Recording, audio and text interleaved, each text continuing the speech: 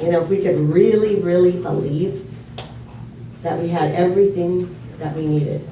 And the truth is we do. Every one of us has everything we need inside to be happy, to be peaceful, and to be free. And we have to allow. And I love the lyrics because that's exactly what we're talking about today, is this freedom to get unstuck from all of our stuff. I like this little kitty, he's kind of stuck there, isn't that cute? And to be able to reach down deep enough and find that freedom. I was watching on Friday night, I don't know if you saw it, but the Dalai Lama, it was, I think Barbara Walters did this special on heaven. Okay, you see it? It was a rerun, I've seen it before, but I watched it again. You know, I thought it was okay, but I really, I liked the Dalai Lama, I think the best, when he was talking. He had, and we've talked about it before, he's got this like aura about him, he's just funny, and he laughs, and he's just filled with all this joy. And they asked him, if Barbara Walters asked him if he was enlightened. You know what he said? No, I'm not enlightened, you know, and the truth is that if anybody says they are, we always say run, because, you know, the truth is that he might not be enlightened, but he's free. I believe that, he's free. And I'm thinking of all the stuff that's going on, you know, with him. He still has this joy and this bubbling over of spirit. You know, no matter what we go through, that's possible for us. No matter, you know, if your life sucks right now, you have the possibility to have a bubbling joy underneath it all. And when we're quiet enough, when we can sit down and just allow, then that comes through. It comes through. It's your God self is what it is. The deepest stillness within you comes forward, and it is what takes over and runs your life, and that's what gives us freedom. You know, it's like, somebody once told me, they said, you know, life isn't just about being happy. You know, that might be true, but I think we were born to be happy. I really do. I think we were born to express happiness, peace, joy, love. You know, doesn't mean stuff isn't going to happen to us, but we were born to express the incredible divine. That's why we're here, to realize our divine, to realize that stillness, that peace, that love inside of us, and then take it out and share it and be. Not share it with your mouth, but experience it so that other people want to have it. So that other people, your vibration, see that when you sung, so when you sung your song, the vibration was so high that everybody felt it. Wasn't even, you could just go la la la la la, right? And it would have been the same, because the vibration raises, and your vibration goes out into the world and meets other people.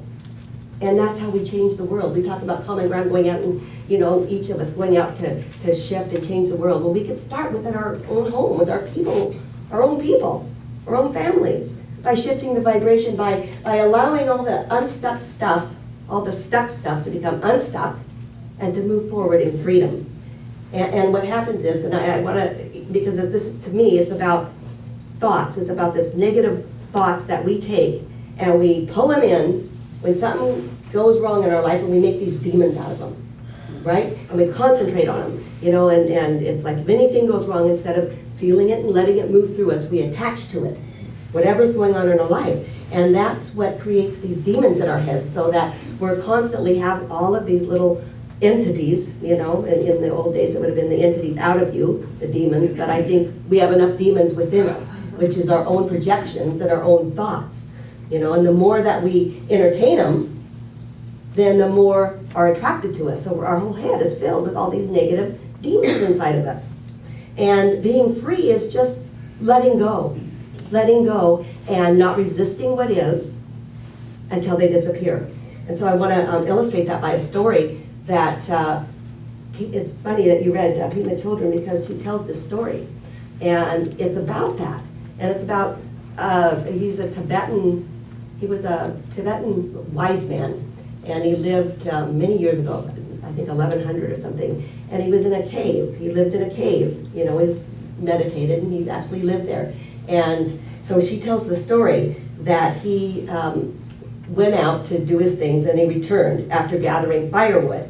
And he finds the whole cave filled with these demons, right? And they were cooking his food, they were laying on his bed, and they were running, just taking over the joint. And he's so upset, and he's going, what, you know, what's going on here? You know, they've taken me over. Now he's a spiritual guy, You know, he knows, you know, that these are projections of his mind, and he knows that they're dark entities. So he says, I'm just gonna sit down. Now think about you, how you do this. I'm gonna embrace this, and I'm going to tell these demons all about the Dharma, he says, which is all about the teachings. I'm going to talk about what we talk about here at Common Ground. We're all one, you know. You should be compassionate, you know. You should be loving, should be wise. So he says that as he sits in his little chair, and all the demons are around him, and he closes his eyes expecting the demons to be gone, and he opens, and here they are. All these demons are still here after he's done this spiritual work. Now, are your demons still there after you've done spiritual work? Okay, so that's what it's saying. So you know, what he does is he sits down, and after he talks about the compassion and stuff, he then loses his patience, you know, and he starts to run at him, and he hits at him, and he says, go away, and he's mad. Okay, now think about in your life your demons doing that too. But they just laughed at him. And finally he just got up from the floor, and he says, look, you know what, I'm not going away from this cave, and you're not either, so we're just going to have to live together. And guess what happened? They left. They all left except one rotten demon. Okay, now think, what's that demon in your life? Is it fear, jealousy, madness? You know, what is it in your life? Impatience? You know, I'm thinking about all the little demons I have. What one can't you seem to get rid of? Well, because this one guy wouldn't go. So it was a particularly bad one. And so he walks over, you know, and he just says, okay, I'm done, I surrender, basically. And he puts his head into his mouth, and he says, just take me now, eat me up. And then the demon left too. So what Pema Chodron is trying to tell us is that this is about non-resistance. It's about allowing whatever comes into our life. They're trying to tell us something, give it a voice, and they go away. They go away. See, the moral of the story is resistance, is that we need non-resistance in our life instead of setting up more demons by resisting what is in our life. Carl Jung said the only way to get out of hell is to accept you're in hell. I think that's interesting. You know, you got to accept you're in there first instead of pretending that everything's perfect. I think we, for so long, have taught it the other way around. You know, my life is perfect, everything's great in it. And, you know, even though inside you kind of feel like it's not so great, you know, what they're saying is bring it up. You know, embrace it. What is your demon trying to tell you? Embrace it until finally it doesn't have the power over you any longer. See, our demons have the power over us until we let it go, You know, and there's a reason that they're there. There's a reason that our demons are there. You know, they help us. They help us to realize sometimes our fear is there because we need fear once in a while.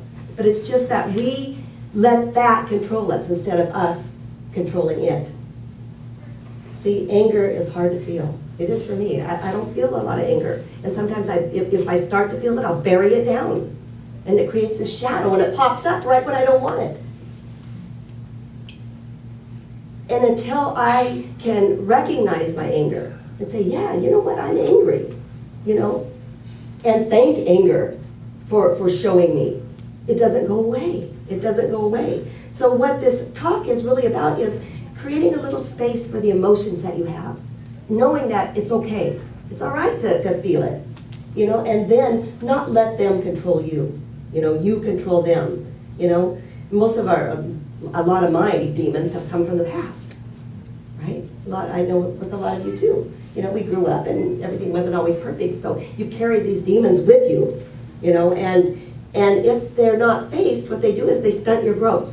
You know, I think in the 12-step program, there's something like arrested development and stuff, and it's like you know, are, your whole focus is drinking, and then if you stop drinking when you're 20 or 30, and what happens is you go back to the very, you know, first drink, right, of where you were at that point. Well, I think it's the same way, that when we are so focused on fear our whole life because we've lived on it, and the minute that we can break loose of that fear, if we don't break loose, we go back to when we were kids again.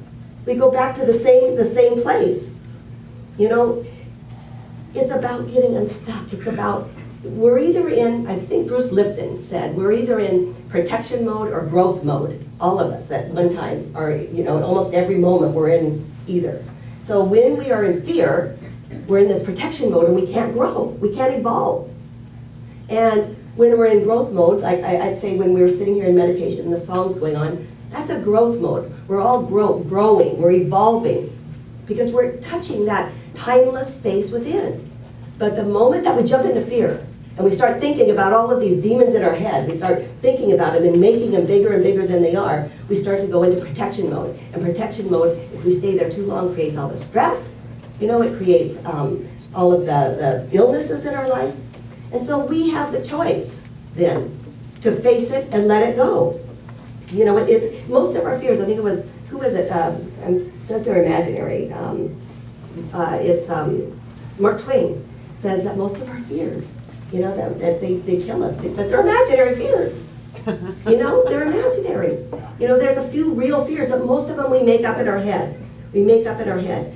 So I think I want to tell a quick little story, because I was in, I think, in a protection mode. When we got on the plane, I have to tell you, some of you know I'm kind of afraid to fly, right? And so when we got on the flight towards London, we were going to Heathrow Airport, which I'm kind of nervous about, all the terrorist things, and that's always been kind of in the background of my mind, even though I think I'm pretty enlightened, right? You know, I mean, I should be able to handle this, and I shouldn't be so nervous about it, but I was. So we get on the plane, and the plane's really crowded. And I'm sitting in the middle, and then Judy's got the outside seat. There's one seat over. So the plane was all pretty much done. I'm like, yeah, good, Judy, you know what? I'll scoot over and we'll have this seat. Well, just then, two men from Saudi Arabia. Okay, now, I'm embarrassed to admit this, okay, because I'm not a prejudiced person at all. And I'm going to be honest with you, because I think we all have some prejudices sometimes that we don't even know exist. But they got on, you know, the plane, and I knew I had the seat next to me. I'm going, oh, what a break, you know, I've got this terrace ferry going on, you know. So, you know, and I don't know, they look kind of suspicious. I think Judy, and Judy, you know, agrees with me and stuff. We go, okay, you know, just breathe, you know. And so the guy sits next to me, you know, and so I'm, you know, like, and I'm looking around, making sure, you know, there's nothing. And then his friend sits behind him. They're whispering back and forth, and I'm like, oh man, you know, what am I going to do here? So finally I went, oh my God, these demons are just like, you know, really getting to me. So I looked at him and I go, hey, do you want some of these crackers I have here? And the guy goes, oh sure. And he starts eating the crackers, and then he pulls out pastries, you know, that he had. And we spent the next however long, 8 hours, with Judy and him and I just chatting all about his life and all about, you know, his family and, you know, how the marriage goes there, and he just told us all about the country. And I went, oh my God, Glenda, you know, what was I thinking? What was I thinking? And I'm embarrassed to kind of tell you this, but I just think that we have to look at our fears sometimes, and we have to look at our own prejudices, for God's sakes, you know. And after that, I'm going, wow, I felt so free, you know. I felt free, I could fly, you know, free, you know. But it was because, you know, you face it. You know, you face those fears. And then sometimes, you know, you feel so stuck in your life, so stuck, that even after you face the fears and you just, they're still there. And I've been there before, where my life has, and I've told it many times, where there was a point in my life where I just didn't think I could barely go on anymore. It was pretty, in some kind of depression. And that's such a stuckness. And when I read the story about Rebecca Ann Parker, she wrote a book called Blessing the World, and she tells this story. And I love it because it's me. It was my story almost.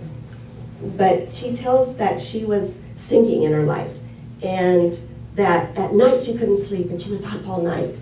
And then in the day, she would pace back and forth. You know, she was so depressed, all these demons, all this stuff in her head was going on and on. So she decides to end it. Now, I didn't go there personally, but she decides she's not going to take it anymore. So she lives near this lake. So she's walking, you know, gets up and she walks through this park to go to the lake. Well, as you go to the lake, there's these like crests, hills that she had to walk. So she walks up one, and then she walks to another, and she finally gets towards the lake, but she sees this big barrier, and she never saw it before, didn't know what it was. And it was dark out, and it was moving. And all of a sudden she bumps into it, and it's these astronomy students that are taking telescopes, and it's the middle of the night, and she's wondering what the heck they're doing out there, but they're looking at the stars out there. And they stopped her, and they thought she was one of them, or the guy that was, that she bumped into said, look at this, look, this is so beautiful. And they look through the telescope, and she sees the most magnificent star that she's ever seen. And everything was quiet, and she said she just felt this peace and this beautiful energy that she's never felt before run through her. And what it was grace. What it was grace. And what she said was that let